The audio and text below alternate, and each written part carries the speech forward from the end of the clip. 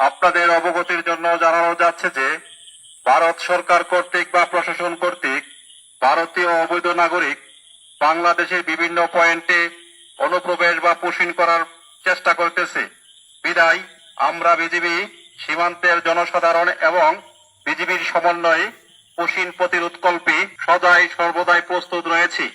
পুশিংয়ের ব্যাপারে কোনো তথ্য পাওয়ার সাথে সাথে বিজিবিকে তথ্য দিয়ে সহযোগিতা করবেন। প্রচারে 48/মিনাটিলা বিওপি। বিশেষ সতর্কবার্তা, অনুগ্রহপূর্বক কেউ সীমান্ত অতিক্রম করিবেন না।